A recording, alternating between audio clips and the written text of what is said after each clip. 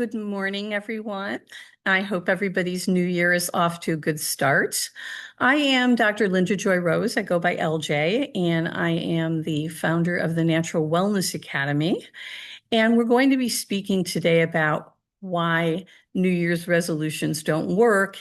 And we want to get past the frustration of year after year setting these New Year's resolutions, which are bound to fail. And I'll show you why. And I have some really good options for you. Just a little bit about my background before I share my screen. I am a psychologist, and my specialization has been the subconscious mind, hypnotherapy, Jungian psychology. And I, for years, was traveling the world as an international trainer. There was a time I was living in Southern California. I'm in Tampa, Florida now, where my morning commute was Tokyo. And then I would go on to a lot of other countries from there. And it was a very exciting period of my life, but it was a lot of wear and tear on my body. And eventually I became very ill. It turned out I had an autoimmune disorder. And so I started to learn, even though my wheelhouse has always been the mind, I started to learn about the body, and I realized that I had to make some major lifestyle changes. And this is about 13 years ago. I was feeling so good, and I realized I wanted to help people, and health coaching was becoming really a thing. And so I created the Natural Wellness Academy, and we have gone on to include many unique coaching and therapeutic modalities that we train in, everything from nature therapy to spiritual wellness to neurodivergence life coaching. We have wonderful experts, and we are in more than 40 countries worldwide. It's mainly online, but we still have a very beautiful community feel. And actually, some of our students and mentors are here with us today. And after I do the presentation, I'm going to walk you through an exercise. And then, even though you're all muted, if you're coming in late, just go ahead and mute your mic, and you'll have an opportunity to ask your questions. But really, what I've become known for is creating therapeutic modalities on how to get better results from our minds, because living in the laboratory of my own mind and my own life, I've had to find ways to deal with things like childhood trauma, with resistance, with self-sabotage. And one of the things that I really want to point out in this webinar today is the subtext of everything I'm teaching you is self-esteem, because it all generates from self-esteem.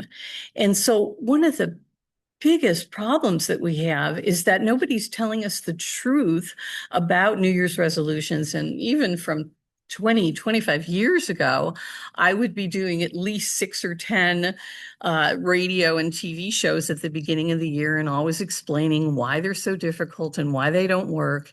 And the sad thing about that is that we go ahead, we have this aspirational idea when there's a new year that we're going to change something. We have a brand new slate. And so we do it usually through creating an intention. And let me share my screen with you. Okay. So I create modalities that help you improve how your mind functions and how you can have better control over your mind. And one of them that I'm going to teach you today, along with another one called permission levels, is called the better than principle. And we'll be getting into that in a little bit. But first, let's set up for why it is. You know what? Let me get this little strip out of the way here. All right, so a resolution is an intention to modify behavior, which is basically your habits. And we have habits, we have habitual ways that we do everything all day long, from the way that we breathe, from the way that we choose foods, from the way that we move our bodies, from our self-talk. And habits are formed by 3 basic roads, I would say. One of them is subconscious programming. and I'll be explaining that, neural pathway formation, and conscious and consistent choices. So the issue right off the bat is that if you don't have specific knowledge and expertise of how to communicate to the subconscious mind or how to rewire those neural pathways in order to bring about a change that's going to stick, what's going to happen is that year after year, when your resolutions inevitably fail, because the only thing we have going for us at this point is willpower, and you will see that willpower is such a small part of the mind, then we tend to feel worse about ourselves. And it becomes this vicious cycle where we are wanting to change and we're not changing. And so we feel bad about ourselves. And the worse we feel about ourselves, then we suppress even more of our self-esteem. So first, let's talk about subconscious programming. What's important, first of all, is that when you make a resolution is to understand what's at the core of your desire. So I'm going to use the example, I need to lose weight. And that's usually the way we do it too. And you'll understand today that even saying things to yourself in this way are bound to fail, because saying, well, I need to lose some weight, or it's time for me to drop this extra weight, there is nothing in that that's going to galvanize a change. And so it's already bound to fail. So, besides making better lifestyle and food choices, what is at the core of this habit? So all of these programs that we're running are a result of those very important first 13 years. From 0 to 13, we are in that subconscious programming state. And for the first 6 or 7 years of that, we are in a subconscious dominant position where the subconscious is really kind of ruling the show. But when these programs are set in place either through traumatic experience or repetitive patterns, they are going to be stuck in a part of our mind that we don't really have a lot of access to. So, for instance, is this issue with, trying to lose weight? Trying is a word that automatically sets you up to fail because there are laws of the mind. All of our habits started through the law of focus, where when we focus on something, it becomes our reality. And there's another law of the mind that says that the more that we try to do something, the less that we're able to do it. Think about trying to fall asleep at night. When you finally give up and stop trying is likely when it's going to happen. So we have this programming, and at the core of the programming, there is going to be something that is interfering and sabotaging with this example I've given of losing weight. Perhaps you have a poor self-image. Perhaps the extra weight is a way to protect you. Maybe there was some abuse going on in childhood. Maybe you never really learned to value yourself or your body, and you never learned these things. And they're not going to go away on their own. So we have these different portions of the mind, and one of them is called the primitive mind. And that's about 10% of our total mind power. This is the autonomic nervous system.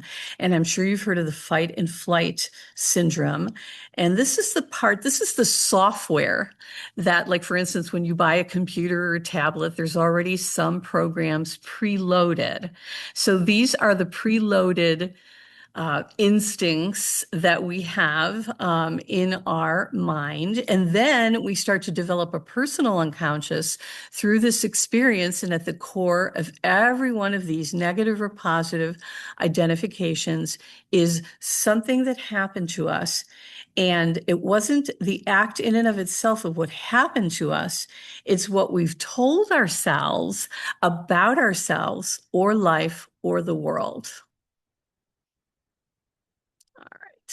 And that is what sticks with us. And so it's very hard if you don't have the tools to be able to get into your subconscious mind and find out. So really what I'm going to teach you today is something that will work and that will help you rewire. Now, as I mentioned, when we state our New Year's resolutions that statistically don't even last 21 days, we are using our willpower. Let's say in the case of of weight, since that's the example, we're going to try really hard to cut out eating excess carbs, or we're going to stop snacking after 7 o'clock. And what we're doing is we're enacting the willpower. But whatever program is running in this part of the mind is roughly 12% of your mind power, and this part of your mind is about 78%. So it's a numbers game. And again, the more you try to change it, and the program is always going to reign supreme. And so let's just throw out the door the idea of resolutions, because they're bound to fail. And that's going to perpetuate this whole idea of you not feeling good about yourself. So let's now talk about neural pathways. This is the other source of programming. This is how behavior becomes ingrained through repetitive experiences, behaviors, negative self-talk, this fight or flight response. So for instance, we find ourselves in a situation that creates stress, and we automatically go into fight or flight, and we have a whole series of things that we do. Our emotional system becomes dysregulated, and the old saying of the neurons that fire together wire together. So as we become dysregulated, the brain, the neurochemistry starts to release the neurotransmitters like cortisol and adrenaline, and that just makes the grooves deeper and deeper. So this stuff is pretty hardwired into our system, and that's also why it's hard to change. Repeated behaviors strengthen neural pathways in the basal ganglia, which is the brain region that is responsible for habit formation. And so our behaviors become neurochemically reinforced through consistency. And that's the rewiring. So also, when we get into negative behaviors, for instance, we feel stressed out, so we eat as a way to deal with the stress. That will give us a dopamine rush, which is generally a positive feeling neurotransmitter, but that's also going to reinforce those routines. So we're just bound to keep repeating the same thing over. So it's time to stop feeling bad about yourself if your resolutions have failed. And so what I'm going to teach you today is a new modality that I created last year called the Better Than Principle. And I always work within the laboratory of my own life and my own mind and brain. And so I started using this a year ago in the spring, and the results became exponential within weeks and months. And I could find myself changing in ways that I had not been able to accomplish unless I was using very specific and targeted subconscious dynamics like suggestions, hypnotherapeutic suggestions. The whole idea of the better than principle is that we want to move from the usual self, our usual behaviors. And this is so deceptively simple that at first you'll think, how could something like this that's so simple work so well? And it does. And so we take these micro shifts rather than making these blanket, I'm going to lose 25 pounds and keep it off. I'm going to get myself organized. I'm going to start saving money and stop spending. Well, again, if you're spending money because that's a way that you are dealing with your emotional dysregulation, then all you're really doing is setting yourself up to feel bad, especially when you're going to be compelled to go out and spend that money to make yourself feel good from the dopamine rush. But this is very simple, because what we want to do is just choose one thing that we can do every day that is better than what we usually do. We choose it, we complete it, and then we're going to contemplate it. Change is a process. It's not an event. So I'm going to see if I can move this. It's definitely in our way here. Okay, good. Got it up at the top. That's so much better.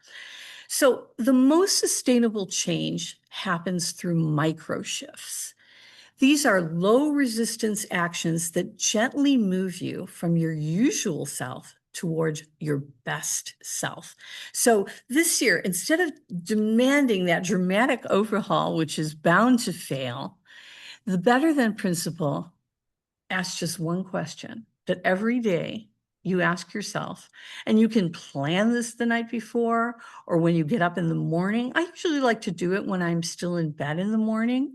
So as a way of kind of setting the energy for the day, what is one thing I can do today that is better than my usual routine? And I've got a really cool graph for you too, further down. And this could be something like just taking a 10-minute walk around the block, drinking an extra glass of water. Again, rather than saying, oh, I just have to drink my 8 glasses of water every day, which up to now, perhaps you haven't been able to do. What about getting in that one extra glass in the day?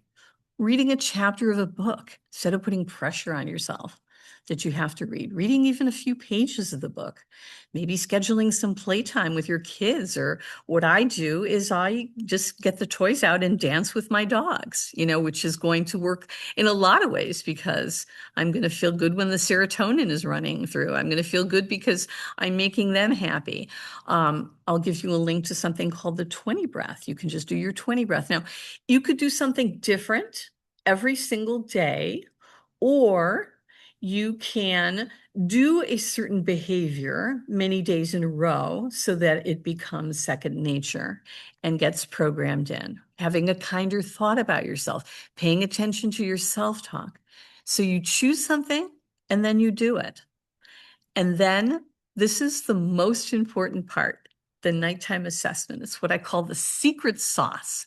So at night, as you're getting ready, whatever your bedtime routine is, perhaps when you're brushing your teeth, or I like to do this in bed, right before I go to sleep, and I review my day. I'm going to review that micro shift.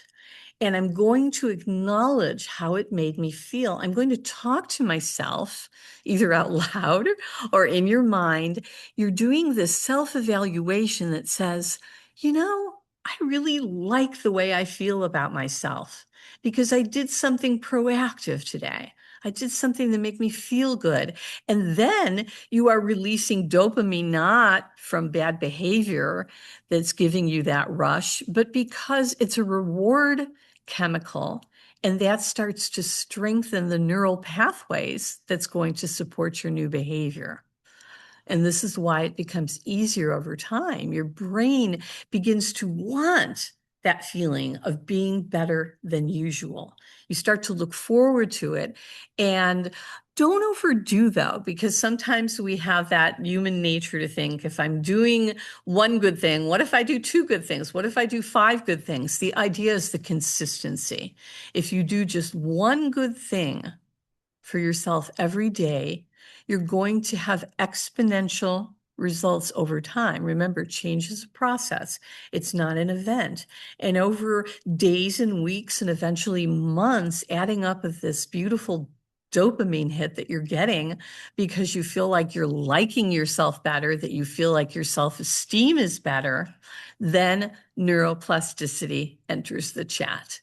And even though it's very easy for our brains to become hardwired through repetitive negative self-talk or habits or behaviors or actions, your brain has this remarkable ability to reorganize itself. It can create new neural connections and pathways.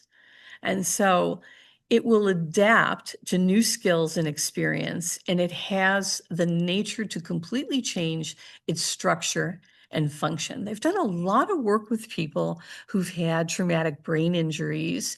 And even then, with traumatic brain injuries, neuroplasticity is a way for the brain to rebuild itself. Sometimes when people lose a certain ability through a brain accident like an aneurysm or a stroke, another part of the brain can take over. So this is what happens. It seems very simple, but it really works.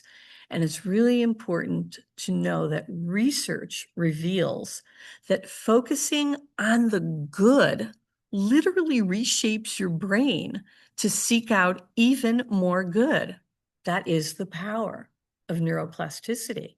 So we want to completely shift that energy of, oh, well, I blew it. I went 2 or 3 days with that resolution, and it makes us kind of cynical after a while. Like, why even bother? Or you feel like a failure. But if you can just choose that one thing every day and either stay with that one thing or choose something different. I like to do different things every day. And then lately, after I was doing this for about 2 or 3 months and seeing the changes, I started to add something that was more on repetitive, like I have a tendency to be rather disorganized. So one of the things that I would do is that I would take every day, I would take a drawer or a shelf or an area of a drawer or an area of my pantry or a file cabinet, and I would just put it in better shape. And then I would tell myself that night, wow, this feels so good. I really like this about myself. So when you feel better about yourself, your self-esteem is boosted. So I'm just getting over a cold, and I'm so glad that I don't have coughing, but the warm tea really helps. Your self-esteem is boosted and you give yourself permission for more. So this is another modality that I teach in many of the courses that we have, and it's called permission levels. Now, even as you start to do this daily better than practice, you will find yourself coming up against resistance. Resistance is a fact of life. We have a part of the mind that sabotages. And so what we want to do is be realistic about how do we reduce resistance and how do we evaluate responsibility. Some of what happens is that we have a desire to be different. We want to change ourselves. We want to have everybody it's a universal desire to have more, whether it's more money, more success, more respect, more recognition, more beauty, more health. Anything that we want more. At the same time, by gaining it, we also have to take on more responsibility. And this is a wonderful way to gauge whether you are ready for the enhanced responsibility that comes with taking on your desires or achieving those things that you want to achieve. So we have to find out whether it's congruent. Does your self-image, your programming, your schedule realistically allow for this new behavioral goal? What are you willing to do to acquire it? And this is a fascinating, really easy to do technique that I'm going to walk you through in a little bit. A permission level is like an internal barometer that measures how much bliss, well-being, success, love, how much improvement we allow ourselves. It's an internal unconscious control mechanism that modulates the enjoyment that we permit ourselves to experience.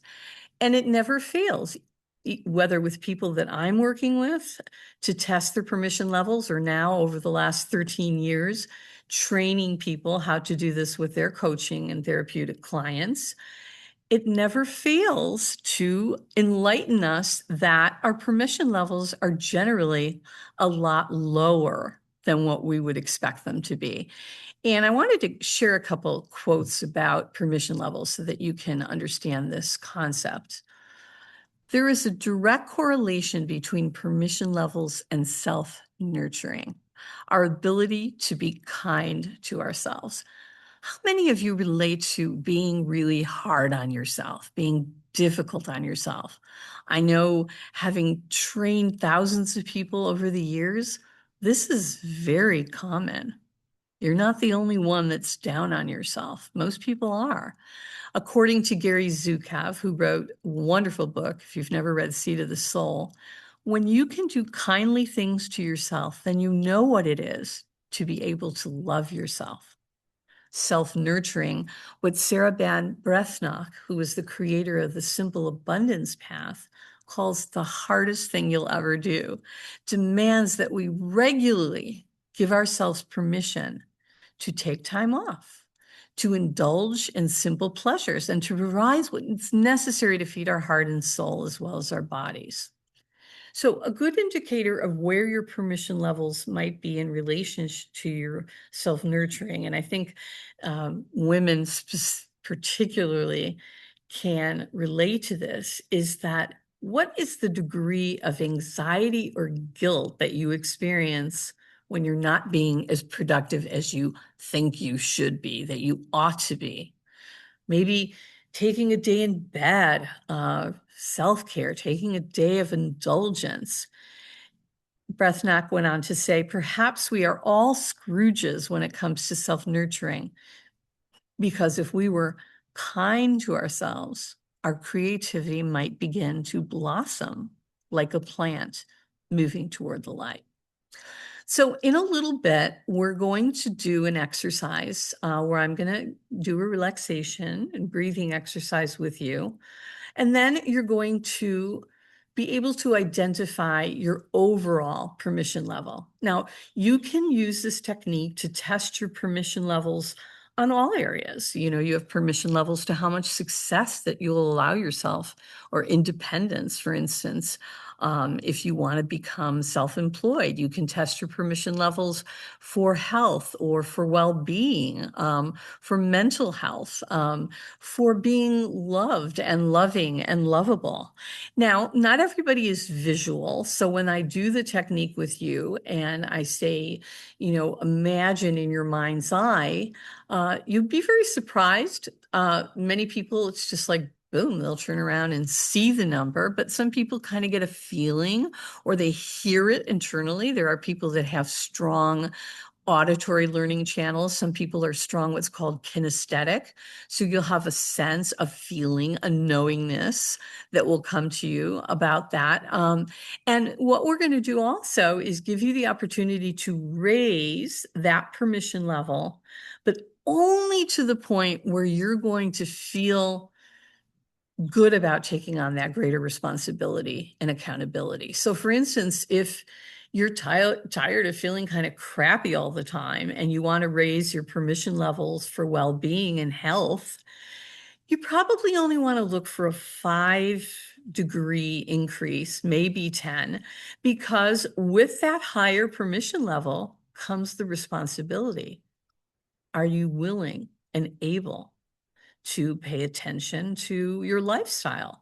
Are you willing and able to make the changes that you're going to need to make, you know, by dealing with your stress when it hits you, or hydrating better, or eating foods that you know are much better for your body?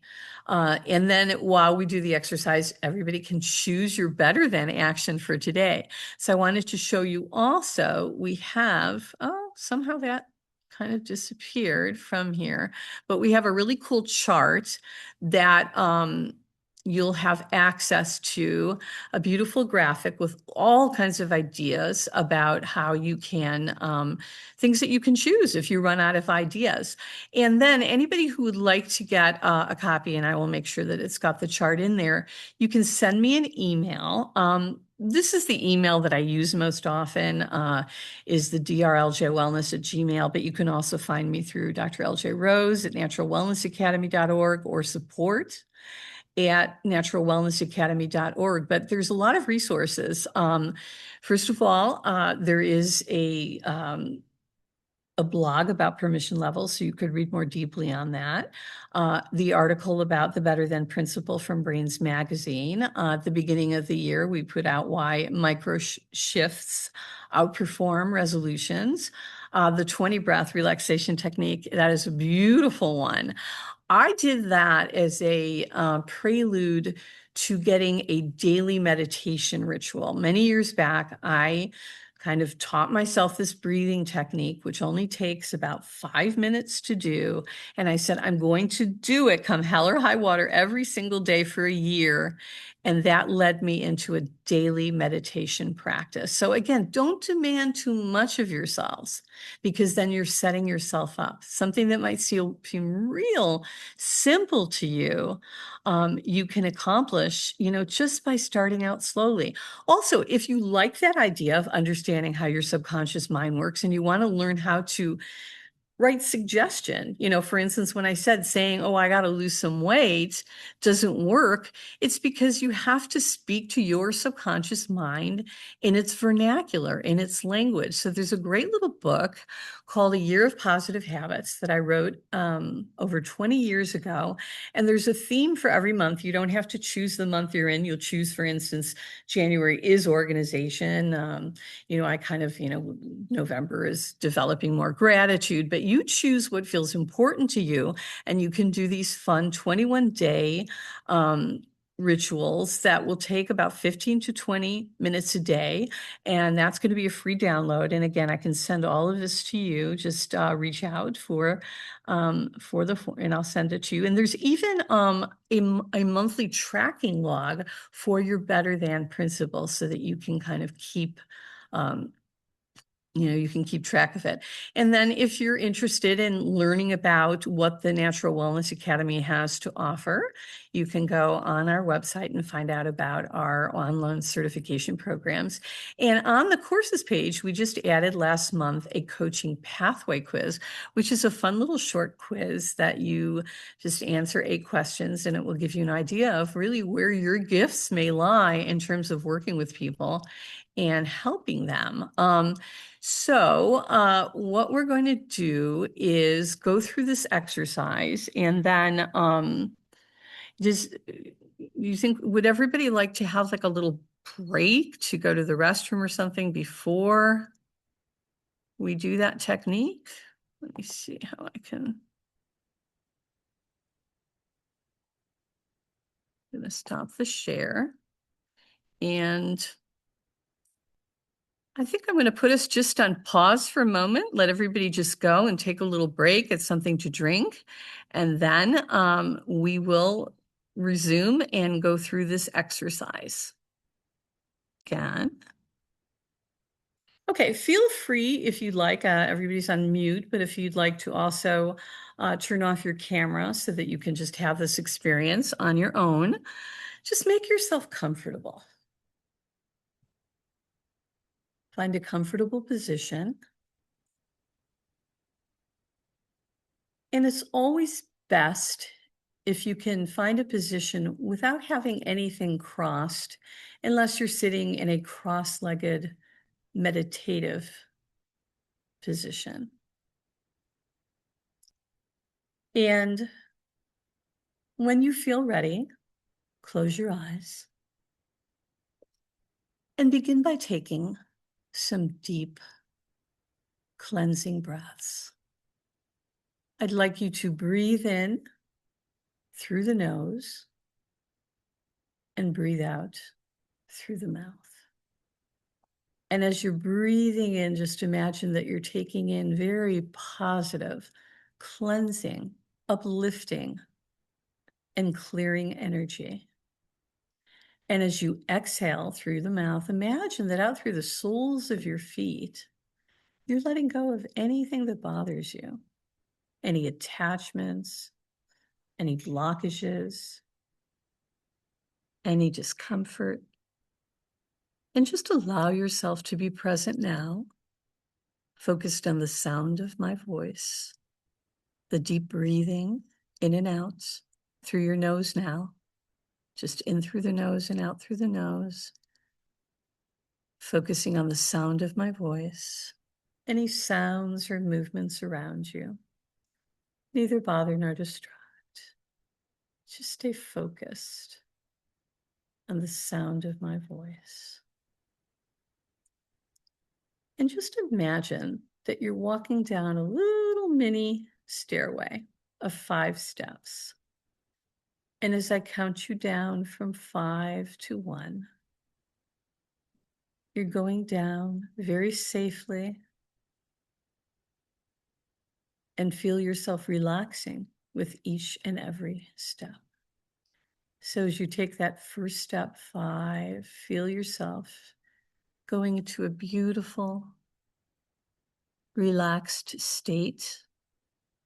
You are aware, you are in control, but your body is comfortable and your mind is relaxed. 4, your breathing remains deep and steady and relaxed without you having to pay any particular attention. 3, going down deeper and deeper. 2 more steps to go. 2 and 1. And feel yourself so relaxed, guided by the sound of my voice, by the deep breathing. And just imagine that you're walking down a dim hallway. There is enough light to see that at the very end of the hallway is a doorway. And you can kind of perceive as you're getting closer and closer, your name is on that doorway in large, burnished gold letters. And you feel this wonderful anticipation that you're going to learn something really valuable about yourself on the other side of that door. So when you're ready, reach out and take that handle and open the door, cross the threshold, and you're in a room that's brightly lit. And at the far end of the room, you see this massive thermometer. And the numbers at the top start at 100 and go all the way down to 0 in increments of 10. With all the little hash marks in between, you have 10 and you can see, there's 100 and then you see 90, 80, 70, 60, and so forth. Now, what I want you to do is turn away from this thermometer, face the door that you came in, and ask yourself, I want to know, what is my current permission level for allowing myself generally to have well-being and success and bliss and love in my life?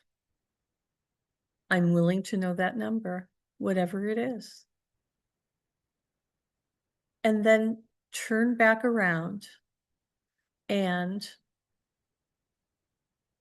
that pink mercury has moved to a number, and you see that number very clearly. And even if it's hard for you to see the number, you just know it, or you imagine it. Don't force yourself.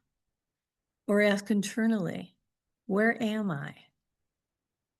And more than anything else, don't judge it. Maybe you expected it to be higher.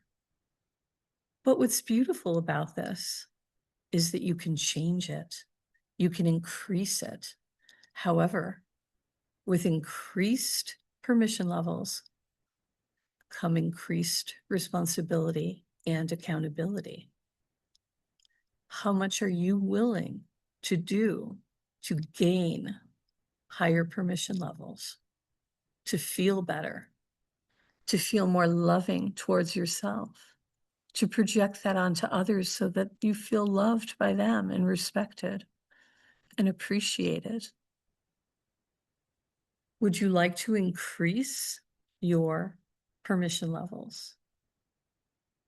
If you're happy with what you have right now, just continue relaxing in these moments. And if you're ready to increase, close your eyes And imagine that number rising a degree, 2, 3, 4, 5, maybe a little more. You feel your permission levels raising. And that means that your self-esteem is now up for renewal. It's becoming boosted and enhanced. And you like the feeling, so you're willing to do what you need to do to maintain that higher permission level so that the next time you visit this special room, you can take them even higher. Along that passageway, that hallway, there were a lot of other doors that you haven't visited. And those represent thermometers that measure your permission levels for different areas of your life. Maybe you're high in terms of taking care of your physical well-being, but lower when it comes to dealing with other issues in your life. So tell yourself now, make that promise to yourself, I am willing to do what I need to do for these increased permission levels. And before we leave this hallway, this room, it's time to make that choice for today. You know what your usual self does. It's easy to be your usual self. That comes naturally because it's all programmed. But what's one thing that you're choosing today to do differently to take you on that incremental journey to your best self, which could take weeks, months, years, but it will be slow and sure. And most importantly, you're going to follow through on your choice. And tonight, you're going to review it. You're going to contemplate how it made you feel. You're going to expand your horizons by doing just that simple one better thing every day. So I'll be silent for a moment or so as you determine what your choice is for today. Make it fun. Make it doable. Because as you achieve the consistency of doing this every day, then you can increase what you ask of yourself. But for now, don't let that self-saboteur take you down and make you feel bad about yourself anymore. Choose something. It's all on you. You are heading towards your best self.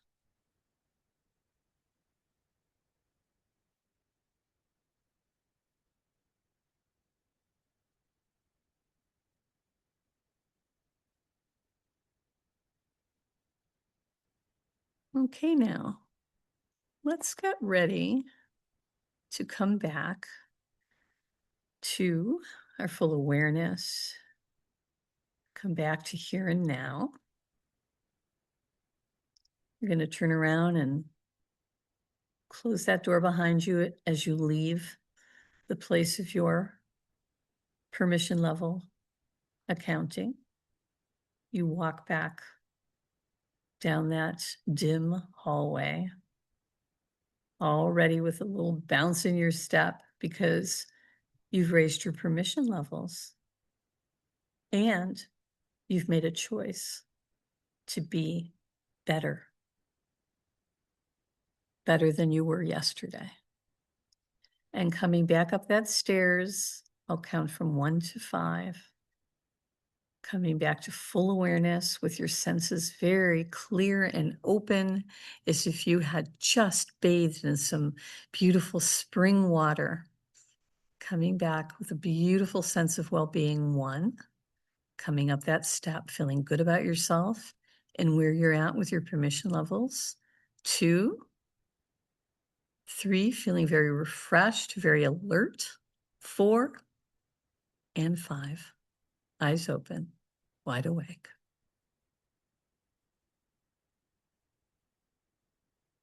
Okay, welcome back. And if you wouldn't mind putting your camera back when you feel ready, and you're welcome to unmute. I'm here to take your questions. Would somebody want to share what that was like, identifying your permission level? Can you share with us?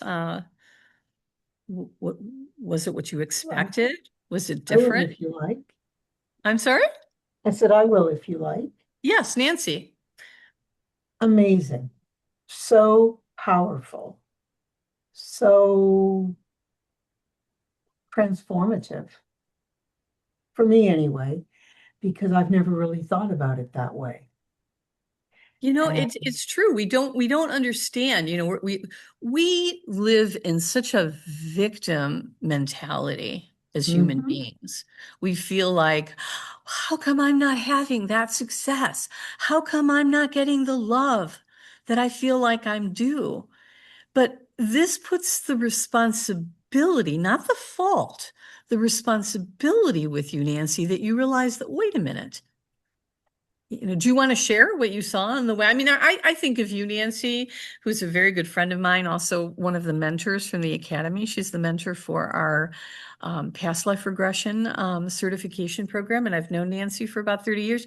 You seem to me like somebody who has really high permission levels, and Nancy has such high permission levels that she completely healed herself of muscular dystrophy and became a ballroom dancer. But if you want to share a little bit about that, please do, Nancy. um, yeah, I did do those things, and that is true. And nothing will ever change that, which is great. But at the same token, it was interesting to find that financial success, I had trouble with permission. And so I'm focusing on doing some things for that I need, some things that I want to do. I have a task to perform today, which I'm about to perform when we're done here, uh, which will lead to some additional financial success for me. And also another task, which I will complete today, which will lead to increased wellness. That's fantastic. So those are things. Now, I also have tasks which will help me to feel good about completing the tasks for somebody else, but those are now a lower priority.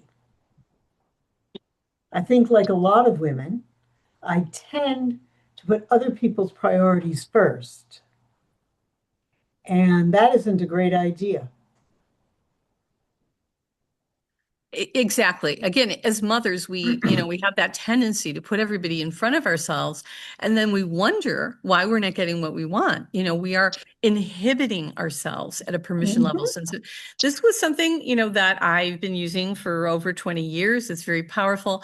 When I was creating the form, somehow that got eliminated. This was the graphic I was talking about, and anybody who sends an email to me, I'll send you um, this entire little packet of my slideshow, and it's got this great little, but this is also in the article too, but I do want to share that we had that too. So what was it like, in terms of your, what were your permission levels like? Um, Like, very did it high. surprise you? You don't necessarily have to share the number unless you'd like to, but did it surprise you? Surprised me that it wasn't higher Mhm. in certain areas. It's pretty high in some, quite high. And in other areas, it is not. exactly. And this puts it And like right in your face, so that yeah, you it say, does. yes. Yeah. Now, what Yeah. about the better than principle? Any questions about that? I mean, it seems so deceptively simple, and it is, but don't It forget is. I'm that using secret it sauce. tomorrow with the client. As you were explaining, I thought, my God, that woman who called me yesterday, that's exactly what she needs. It is just taking, I don't like to use the word baby steps anymore. I kind of think that's been kind of overdone. This concept of micro habits and micro shifts, because over time they are going to become exponential. And everybody can take one thing in a day to improve themselves on. And it doesn't have to be earth shattering. That's if you download the Year of Positive Habits book, something that I'll recommend, and it's really very powerful book, but don't go gangbusters. Like there's even a month about raising your permission levels, which is December. But if that feels so important to you, like, oh my goodness, if I don't raise my permission levels, I'm just not going to have what I want in life. Don't start with that being your first 21-day cycle. Choose something doable. You want to build a spiral of belief in yourself, a belief that you can change, because most people will never change. They'll go a whole lifetime and they won't change. But if day by day you can take that little thing that you're doing and you can tell yourself about how great it feels, and that dopamine rush starts getting bigger and bigger, you are actually engaging neuroplasticity and changing your life. And all Mhm. of a sudden it hits you. That's what happened last year. Last year I felt like I was in a kind of a rut. And I said, I in my meditation was kind of asking, my higher self, what could I do? And I heard it very clearly. Choose something today that's better than what you were yesterday, and then go out and do it. And then remind yourself of how good it felt. I started to do that. And then all of a sudden, it was something that I thought I could never change in myself, changed suddenly because my permission level shot up on that. Would anybody else like to share their experience? Thank you, Nancy, for sharing. And I can't wait to So hear welcome. how the better than principle works. I'll send you, my slides, and I'll put in that chart there too, so that you can also share all the articles, because I think reading this again, now I've only had an hour really to go over this, but reading it all, I think it's going to sit with you better. Mhm. I've read the article multiple times, the permission level article. But what you spent 5 minutes with us doing, or however long that was,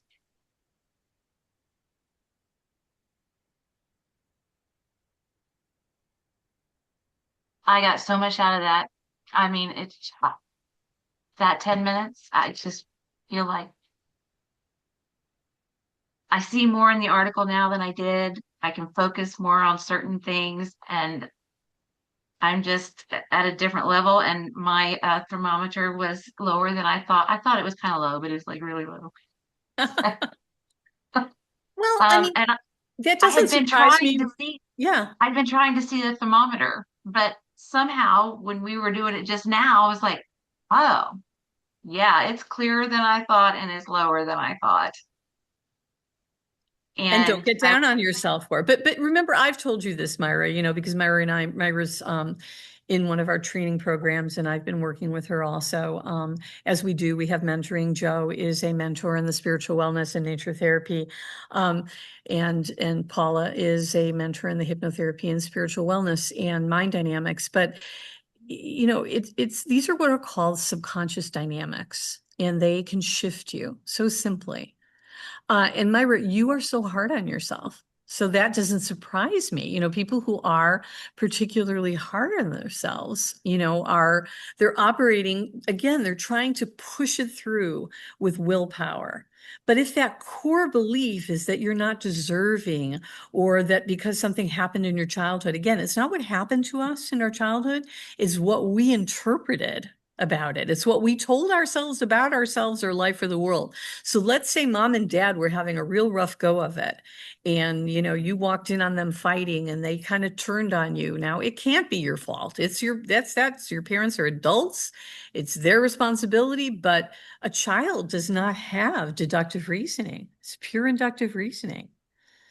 And, I give a sample. I can also send the links for how that diagram, I couldn't go very deeply in it, but I had a mother that constantly told me, my parents were both Holocaust survivors, and granted, they were very damaged people from what they had gone through. And my mother was an artist, and she was a very brilliant woman, and she was gorgeous, but probably mothering was just not something that she should have considered in this lifetime. But she would say, like, she would just get hysterical and go, "You're such a bad girl that one day I'm going to get sick and you'll see that you did this to me." And sadly, when I was 12 years old, my mother had 2 major aneurysms and lost her ability to speak and became an invalid. She became paralyzed on the right arm. And I remember, my dad came back from the hospital and I said, "Did I make mom?" We were very unsophisticated. I'm a baby boomer at 12 years old compared to kids in pre-adolescence now. And I said, "Daddy, did I make mommy really mad?" And he's like, "No, no. I mean, this is congenital." I mean, words that I would never have understood. But no, inductive reasoning. She told me I was bad and that I would make her sick. So I was bad. And I had a lot of really terrible years of my life trying to survive my life, feeling that I was bad. But it was really kind of, those who know me, that's the antithesis of who I am. I am not bad. I will do anything that I can to make the world a better place. So these are the lies that circumstances got us to tell ourselves about ourselves. We claimed responsibility for things that we have no responsibility for. So if anybody wants to explore any of that or wants to talk about the courses with me, we do also offer, either Paul or I, a one-on-one where we can talk to you about what your goals are. And all of our courses are designed to be transformational journeys, so that as you're learning and becoming that person who is helping other people, you are transforming. You are taking yourself to a much higher octave. So I think we're out of time for today. Does anybody have any last comments or questions? Thank you. Oh, you're very welcome. And again, send me an email. I mean, those who are known to me, I can automatically send that to you. Just send me that email. Let me put it here in the, oh gosh, where's the little chat box? I'll just put my email, the quickest one right here, DRLJ Wellness.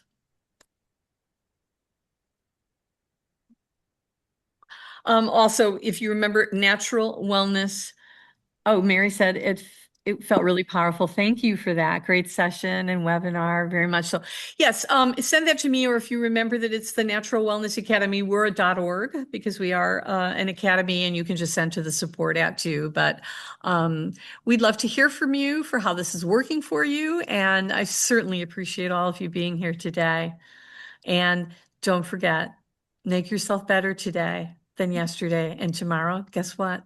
Take it even further. Happy New Year, everybody. I don't see the email. Did you put it in the chat? I did. Let me put the chat box right back up here. Oh, you know what? Because I didn't hit send. All right.